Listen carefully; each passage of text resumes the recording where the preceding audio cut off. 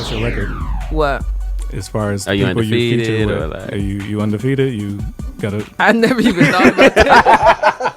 I've never even thought You about in the that. field? When you really break it down, let's I see. never even thought about Fire like bruh, we in the field, we in the field, bruh, we in the field, we in the field. Just put it in work, we raising the bar.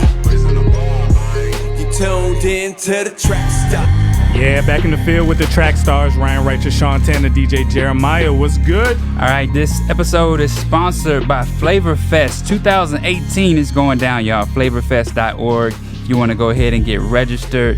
Trackstarz will be in the building. We are hosting the beat battle along with the homie Loso. So shout out to him for coming through. It's going to be October 5th and 6th that we'll be doing the beat battle, but Flavor Fest is going down October 4th through the 7th.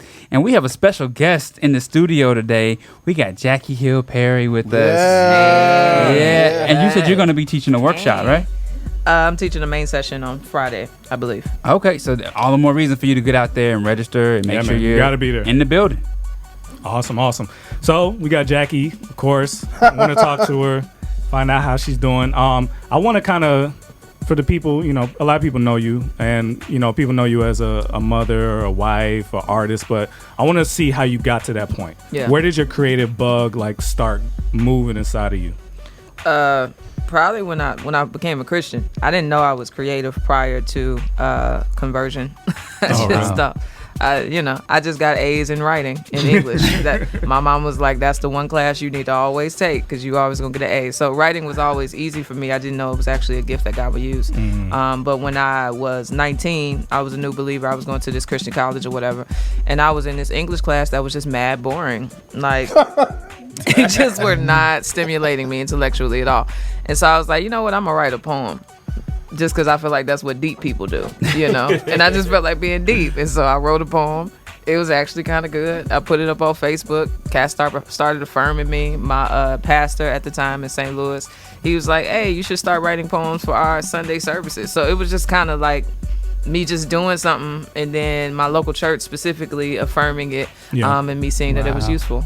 So I think that's how it should really go. You know what I mean? Like I think you should discover your talent in church. Church should be a place, and it was for me, where whoever your youth pastor is or your college pastor should be fostering an opportunity for you to try stuff. Yeah. If you fail at it, good, try something else. Yeah. But at least give you a chance, because you could discover a lot about yourself in that moment. yeah, for sure. So what brought you to spoken word and the whole P4CM scene and Chicago? How did that happen in your life? Trying to think. So I had connected with P4CM to talk about my testimony or whatever, and then the pastor found out that I did poetry because P4CM used to be a church, and the pastor was like, hey, can you do an ex-stud poem? And I was like, nah. It's like, I'm not trying to be like this token ex-gay girl, which is funny now, but I felt like the Lord was saying, like, write it, you know. And so I wrote it, got put on YouTube, and then it got all these views, and people started to book me to come to their churches. And so I think it became a thing to me where it's like, I don't think that I have the option to not walk in this gift. If God is using it, if people are wanting Jesus because of it, how can I say, nah, I'm good, I'm not gonna do that? And I think Chicago just came later because I got a job, and sovereignly the Lord wanted me there, so because my husband was there and all that other stuff. So yeah. Awesome. So, okay, so you started doing spoken word, and at some point you decided to start rapping. I did. So how did that come about? That story is actually funny. So P4, they had wanted to do a cipher. And so it was me, Genetics, Ezekiel, and Palos. All of them are poets, but they all came to the cipher with like 16s.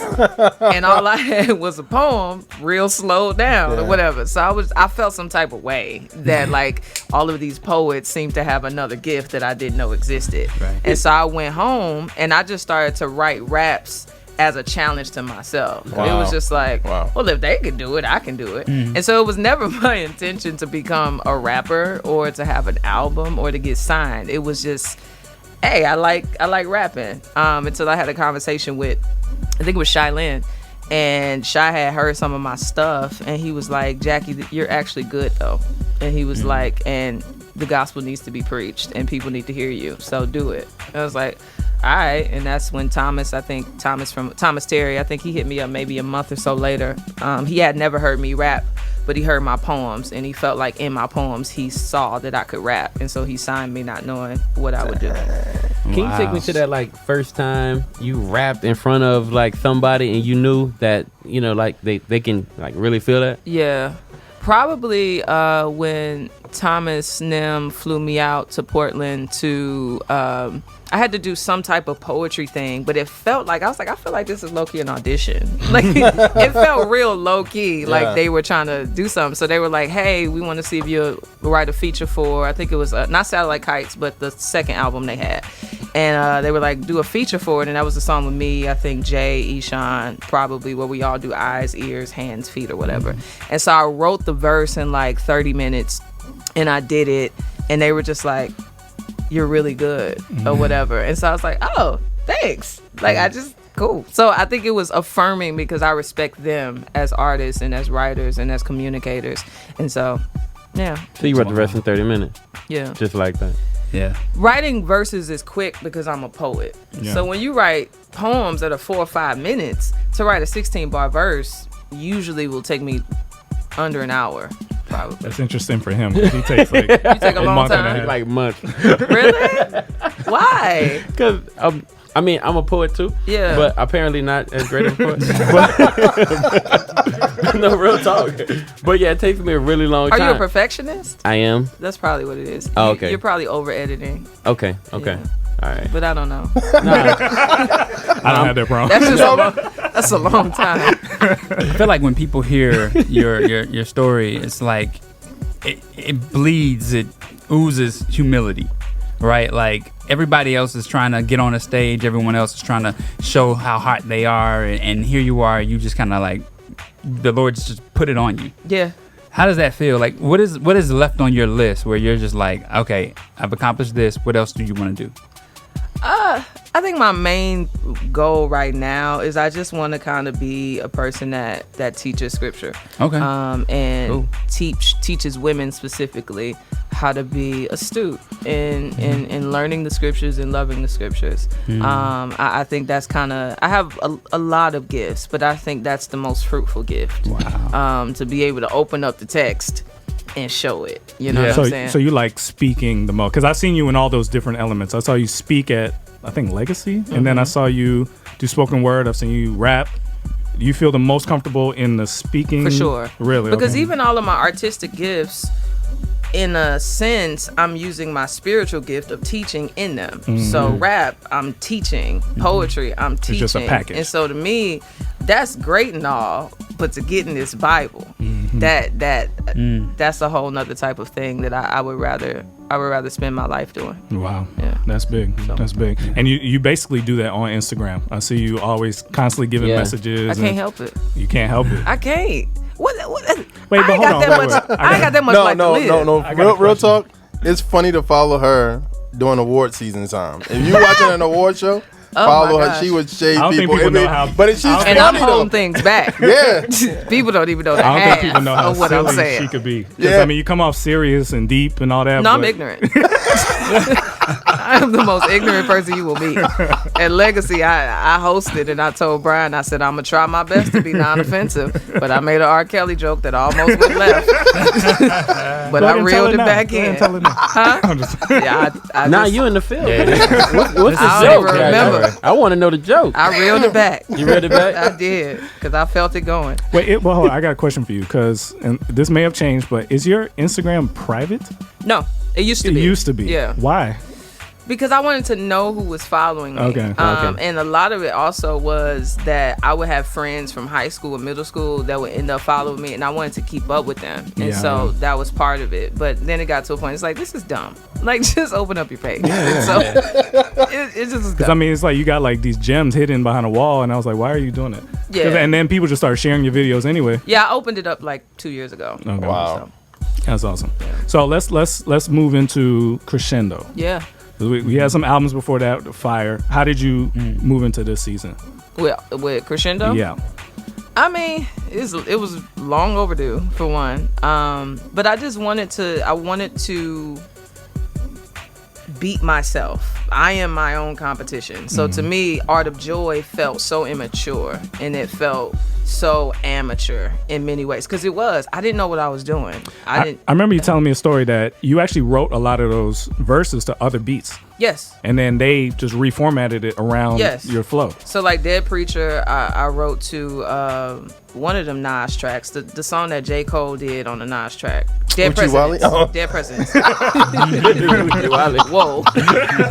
See, that's one of the R. Kelly jokes. Yeah, that was left. Dead Presidents, I think The Problem, I wrote to that song that Kendrick did where he's just rapping without breathing or whatever. Rigor mortis. Yeah. And so, I just felt like this time around I was more matured as an artist, as a person, as a mother, as a woman. And so I wanted to actually show what I can do when I'm not functioning off of naivete. Wow. So did you approach this different? Did you actually write to these beats, or you still use that as a tool? Them. So you picked them, wrote to them, all that. Yeah, and I was more critical of my beat selection. There was some beats on Art of Joy that I actually didn't even like, but it was like Thomas liked them. Right. Brian liked them. You're just taking advice. So it's like, cool, I guess. But it's like this time around I was like, no, I don't like that. And that's okay with me to say no. And it's like, no, we need to try again. No, we need to do this. No, we need to edit that. Like I paid attention to production and no, we need to take this out, take that out. Before I had no idea. And when she's saying Thomas and Brian, she's saying Odd Thomas and Brow. Oh, yeah. People were just they're family to you now. So I always wondered this about you. Do you always know where you're going when you start, or are you playing off the word you used right before it? Are you letting your words kind of dictate where you're ending up, or do you know exactly what you're going to do? I have no idea what I'm saying. That's what I figured.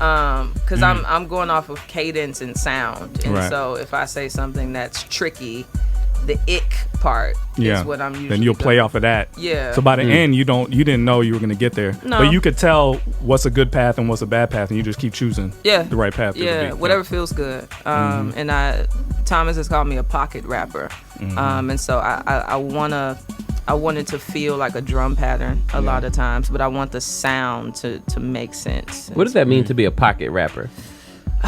According to him, it's just he's a pocket rapper where he'll lock into this mode and it's just and it's like he in his zone where you just can't get this man out of it. But somebody like a Travis Scott, he's kind of just all over the place. It's just whatever he feels, that's what he does. So do you, for production wise, are you like I like backpack? Like backpack beats. That's your I need beats that give me room. Gotcha. Those beats give me room to do whatever I want to do. Gotcha. And I feel them and they're emotional. I'm not against trap beats. I just don't shine on them. Gotcha. And so I want to do beats that I shine the most on. It has a mood. Yeah. Yeah. Because I like the Kanye joint you did with Show. That beat you that was cool. went off on that joint. That was cool. I think one of the harder beats to rap on was Misconceptions. Yeah. Really? Oh, really? Wow. Yeah. Misconception 3? I didn't like the beat, one. And you didn't? Yo, she be killing stuff she don't like. She like, I didn't like that one. Yeah, you destroyed it. It don't matter. I didn't get that. It's just Lecrae's mixtape, so you finna murder. Yeah. Regardless. Are we doing this again? Yeah, it is what it is. So yeah, that was difficult. So you didn't see yourself pass and be like, nah, I don't like the beat. Y'all go ahead and knock it. No, why would I do that? That's silly. Oh, thanks, Lecrae. Appreciate it. So tell me where you got the your lyrical style from, because we're talking about Eminem today. So he writes that way. I could tell he kind of is just he doesn't know what he's gonna do, but while he's doing it, it's like, oh, that's good. He's that's rapping good, off sound. Good. Exactly. Yeah. Is that one of the influence? Is there anybody else? For sure. Kendrick, Nas, J. Cole in some ways. Even Shauna. Shauna, I think people don't realize how gifted Shauna was. Shauna had flow. Like, she would ride a beat like crazy. Her, Big Crit, I think, has taught me how do you navigate a beat in such a way where it feels good. And I think they do that very well. You're a Midwest girl, right? So what was the sound around you different, or were you listening to everybody? Nah, I was listening to 3 6 Mafia, A-Ball, MJG. Okay. Atlanta, guys like Nelly, it wasn't until I became a rapper then I started to listen to different kinds of rappers. And that's when I got an appreciation for the art form. Because when I started to rap and then I would go back and listen to Eminem, I was like, oh, he's doing things nobody can do. Like, he's a a genius when it comes to the manipulation of words. And so I just wanted to kind of get close to that if I can. So what's interesting is people are they're not comparing you like just as a Christian hip hop artist. They're comparing you to the greatest female MCs. Okay. I don't know if you're aware of that, but like they're bringing up Lauren, they're bringing up like who else? Rhapsody. I mean, Rhapsody always comes up in the conversation. But I'm just saying, like they're seeing you as that, not as this is some Christian trying to do this. Like this is like serious. That's beautiful. So is that pressure for you? Yo, one line is killing me, man. It is. Does that feel like pressure? Is that an honor? Like how do you feel about that? Nah, because my identity ain't in this, and so I'm not trying to, thanks. Yeah. It's cool. Yeah, but it's at the end of the day, like I don't find value in being a great rapper. Okay. So I don't know if we kind of moved away from Crescendo. So what was the theme of that? It's obviously a build, but like what's the underlying theme? Yeah, that as we grow in faith towards God, our fruit should get louder, and kind of pairing that with the concept of a crescendo is the increase in sound. And so to me, it felt like, man, if I'm growing in my life with Jesus, it should become evident that there is growth. I should be loving a lot more often. I should be much quicker to be merciful to people. I should be much more giving, stuff like that. But I also wanted the even idea of crescendo to pair or point to like Black church. And so that's why I try to do a lot of Black church stuff, because like we do crescendos well in Black church. I mean, Richard Smallwood did the best crescendo in the world. Man, like just for a really long time. Hallelujah. So amen, glory. That was the goal. Okay. I want to ask this question. You said you did say that you don't feel like the value in being like this great rapper, right? At the same time, do you ever feel the competition that comes along with rap? Like for instance, if you're on a track with several different people, right? Yeah. Do you ever feel like the competition or the need to say, I'm gonna murder this? Yeah. Okay. I just wanted to know where we was at. Yeah, for sure. All right, cool. I'm not super humble where I'm like, I'm just gonna do the best I can. Okay. No, like I'm an artist, and I take my art seriously, and I think that I should be as excellent as I can be. What's your record? What? As far as are you people undefeated you feature or with, like, are you undefeated? You gotta. I never even thought about that. I've never even thought about that. When you really break it down, let's see. I never even thought about it. But with like him, for example, I'm on him with all of these historic CHH rappers. But at the end of the day, y'all are not gonna kill me. Okay. I just can't. I can't allow that. So Survivor was the move there. Yeah, I'm not. You're not gonna Jay-Z me. Okay. You know what I'm saying? Like you're not gonna do that. Not today. And so. Go ahead. I was listening to Misconceptions 3, right? And I'm like, okay, you really did your thing. You know what I mean? Yeah. And on that one, are you undefeated? Like who? No, I think John. I think John's verse was great. Okay. But I think our verses are so different that they're not to be compared. I think my style is different. Why does John not like to rap? Every time I hear, even now still, he's making songs. He loves to sing so much. Like his rapping style is amazing to me. He just talented. He just doesn't he doesn't want to do it. I'm like, dude, I think rap. he wants to. I think John is one of those organic people where whatever he comes has to out. Feel it, yeah. So if he want to sing, he gonna sing. He had one of the best cadences I've ever heard. Period. Oh, yeah, he's insane. He's a gift. So we got questions coming in. What is this on Periscope? This is our YouTube TV. Okay. I don't even know what's happening here. So they're asking about battle rap. Do you pay attention to battle rap? The Saga, Loso, all of them, and would you think first of all, do you pay attention, and do you think you could compete in that world? I used to pay attention. Okay. I back in the Loaded Lux, Calico, Hitman, Holla. They're all back. Those are they? Yep, every single one of them. Because Murder Move. They was doing Wild 'N Out for a long time, so I Yeah. didn't know what was going on. They all came back. Okay. Yeah. Yeah, I used to. Okay. Specifically, anything Loaded did, I watched. Could I compete? No. Is it a different skill, you think? I think so. In a different heart. I don't trust myself, and so I would be trying to destroy you, and I don't know if that's good for my soul. They got a Queen of the Ring. I mean, of course. It wouldn't be good, and they'll be coming for me, and I would feel attacked, and then the spirit of God would not be. It just wouldn't be in the room. So Yeah. That ain't for me. Awesome. So let's do this. Let's take a break. We're gonna come back and talk about your book coming out really soon, or out if this is you hearing this late.